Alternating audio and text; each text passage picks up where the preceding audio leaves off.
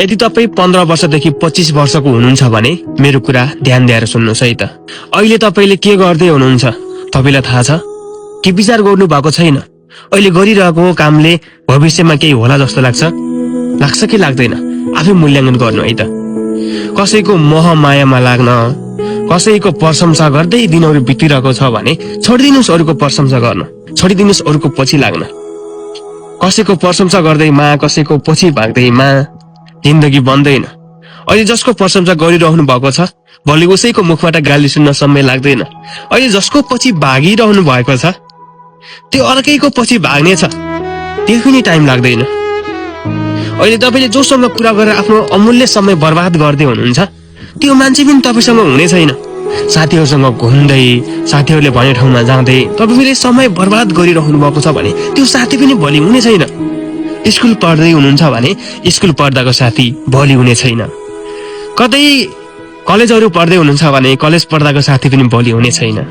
इन्स्टिट्युटहरू पढ्दै हुनुहुन्छ भने पनि इन्स्टिट्युटमा सँगै पढेको साथी भोलि सँगै हुने छैन।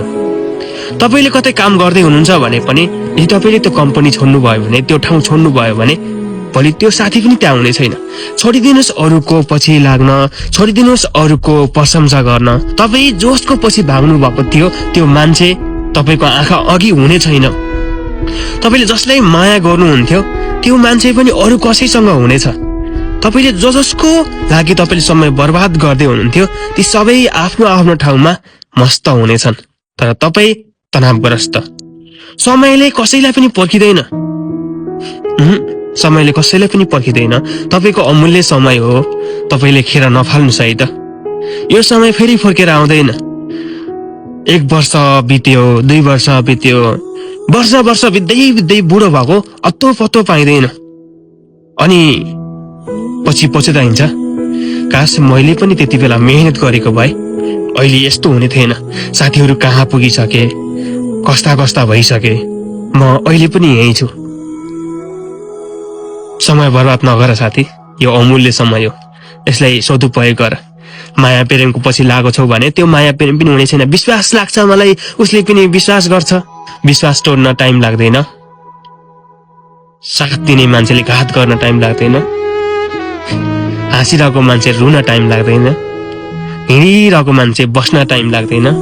बगिरहेको खोला बगिरहन्छ, तिमी खोला जस्तै बगिरह।